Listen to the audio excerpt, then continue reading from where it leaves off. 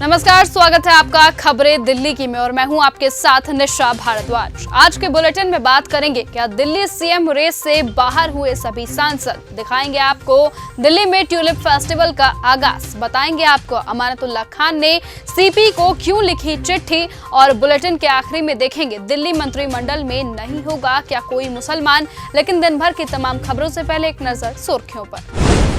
रणवीर इलाहाबादिया के खिलाफ विरोध प्रदर्शन हुआ जारी। भारतीय सेना पर अपमानजनक टिप्पणी केस में राहुल गांधी को कोर्ट में किया तलब, 24 मार्च को होगी सुनवाई।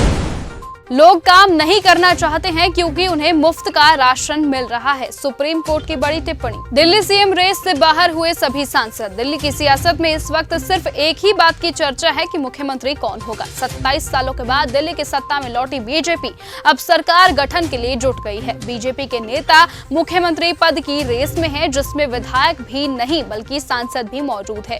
बीजेपी के शीर्ष नेतृत्व ने अपनी किसी भी सांसद को सत्ता की कमान नहीं सौंपी जाएगी। इसी के तहत सीएम की रेस से सांसद बाहर हो गए हैं, लेकिन इसके बावजूद भी मुख्यमंत्री पद के दावेदारों की फरहिस्त कम नहीं हुई है। ऐसे में सवाल उठता है कि आखिरकार बीजेपी के किस नेता के सिर सत्ता का ताज सजेगा। अमानतुल्लाह खान ने सीपी को लिखी चिट्ठी। दिल्ली पुलिस आम आदमी पार्टी के नवनिर्वाचित विधायक अमानतुल्लाह खान की गिरफ्तारी को लेकर लगातार दबिश डाल रही है, लेकिन अभी वो गिरफ्तार से बाहर है। इस बीच आप विधायक अमानतुल्लाह खान ने पुलिस कमिश्नर को चिट्ठी लिखी है और कहा है कि दिल्ली पुलिस अपनी नाकामी छिपा रही है और मुझे फंसा रही है, वो दिल्ली में ही है। चुनावों के बाद दिल्ली में करप्शन के खिलाफ एक्शन तेज। दिल्ली में विधानसभा चुनाव खत्म होते ही भ्रष्टाचार के खिलाफ एक्शन शुरू हो गया है।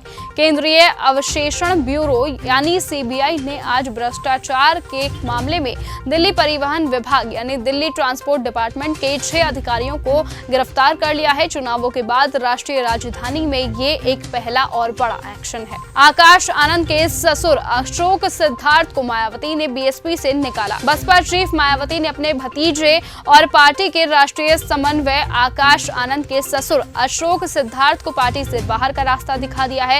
ये जानकारी बसपा चीफ ने सोशल मीडिया साइट एक्स पर दी है। बसपा चीफ ने सोशल मीडिया साइट एक्स पर लिखा कि बीएसपी की ओर से खासकर दक्षिणी राज्यों आदि के प्रभारी रहे डॉक्टर अशोक सिद्धार्थ, पूर्व सांसद व श्री नितिन सिंह जिला मेरठ को चेतावनी के बावजूद भी गुटबाजी आदि की पार्टी विरोध गतिविधियों में लिप्त होने के कारण पार्टी के हित में तत्काल प्रभाव से पार्टी से निष्कासित किया जाता है। गाड़ी खराब होने से लगा जाम तो कटेगा चालान। नोएडा में ट्रैफिक जाम की समस्या को कम करने और एक्सप्रेसवे पर लोगों को जाम से बचाने के लिए एक बड़ा कदम उठाया गया है। ट्रैफिक पुलिस ने नोएडा एक्सप्रेसवे को ब्रेकडाउन चालान एरिया घोषित कर दिया है। ट्रैफिक के इस नए नियम के अनुसार अगर किसी की गाड़ी नोएडा एक्सप्रेसवे पर खराब होती है और गाड़ी खराब होने की वजह से ट्रैफिक बाधित होता है या फिर जाम लगता है तो उसका चालान किया जाएगा। एक्सप्रेसवे पर अगर अब किसी की गाड़ी खराब होती है और उसकी वजह से जाम लगाया जाता है तो गाड़ी मालिक को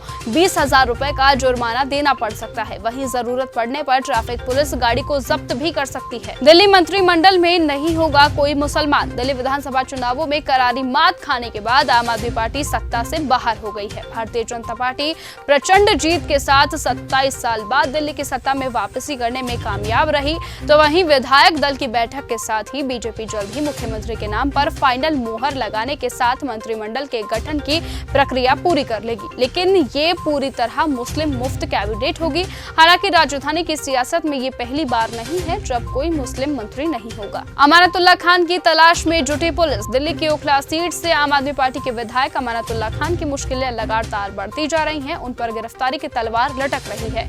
दिल्ली, राजस्थान और उत्तर प्रदेश में दिल्ली पुलिस क्राइम ब्रांच और स्पेशल सेल से खान की गिरफ्तारी के लिए करीबन दर्जन ठिकानों पर छापेमारी कर चुकी है। जीते हुए विधायकों में से ही होगा दिल्ली का सीएम। दिल्ली में बीजेपी किसे अपना सीएम बनाएगी, इसको लेकर कई अटकलें लगाई जा रही हैं। पार्टी में मंथन चल रहा है। इस बीच मंगलवार को एक बैठक हुई थी। संसद भवन में गृह मंत्री अमित शाह और बीजेपी के राष्ट्रीय अध्यक्ष जेपी नड्डा के बीच लंबी चर्चा हुई। सूत्रों का कहना है कि दिल्ली में बीजेपी यूपी का सीएम चुने हुए विधायकों में से ही होगा। किसी सांसद को बीजेपी सीएम नहीं बनाएगी। पूर्व विधायक बिशन लाल सैनी कांग्रेस छोड़ ज्वाइन करेंगे भाजपा। यमुनानगर में कांग्रेस को बड़ा झटका लगा है। पूर्व कांग्रेस विधायक बिशन लाल सैनी कांग्रेस छोड़कर भाजपा में 15 फरवरी को शामिल होंगे। वो मुख्यमंत्री की अगुवाई में बीजेपी का दामन थामेंगे। नेताओं की आपसी फूट के कारण उन्होंने कांग्रेस को छोड़ने का फैसला किया है। क्या दिल्ली में आम आदमी मोहल्ला क्लिनिक की जगह लेगा आयुष्मान आरोग्य मंदिर? दिल्ली में प्राथमिक चिकित्सा सुविधा की स्थिति सुधारने के लिए आम आदमी मोहल्ला क्लिनिक की जगह जल्द आयुष्मान आरोग्य मंदिर लेकर आ सकते हैं।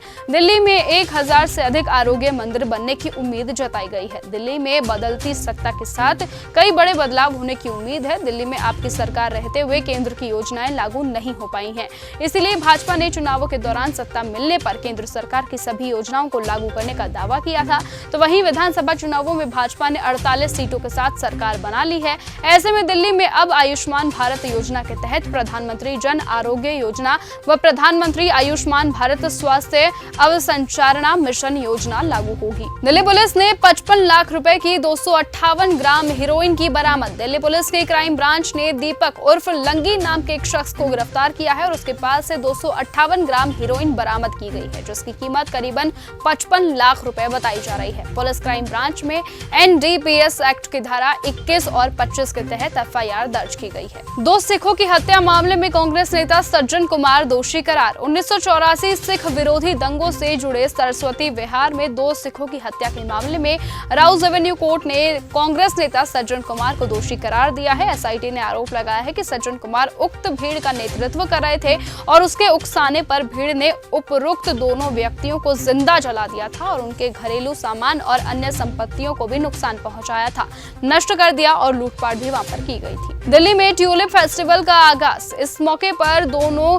गणमान्य व्यक्तियों ने ट्यूलिप वॉक में भाग लिया और इस शानदार प्रदर्शनी का आनंद लिया। कार्यक्रम में NDMC अध्यक्ष केशव चंद्रा और उपाध्यक्ष कुलजीत सिंह चहल भी मौजूद रहे। इस साल NDMC ने दिल्ली को और खूबसूरत बनाने के लिए 3.25 लाख ट्यूलिप लगाए हैं। इनमें से 1.86 लाख ट्यूलिप अकेले शांति रथ पर खिल रहे हैं। इसके अलावा DDA के 20 पार्कों में भी पहली बार ट्यूलिप लगाए गए हैं।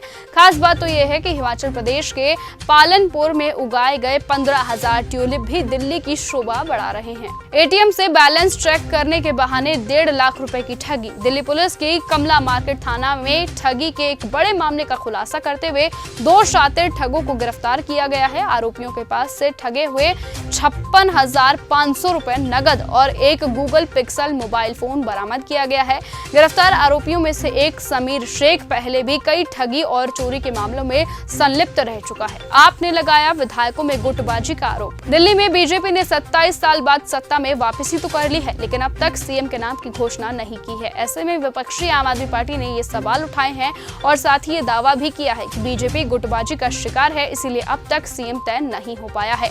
आप प्रवक्ता प्रियंका कक्कड़ ने समाचार एजेंसी ANI से बातचीत में कहा कि ये गुटबाजी के सीधे संकेत है। 10-10 की टुकड़ी मिल रही है जो आपस में तय नहीं कर पा रहे हैं कि सीएम कौन बनेगा।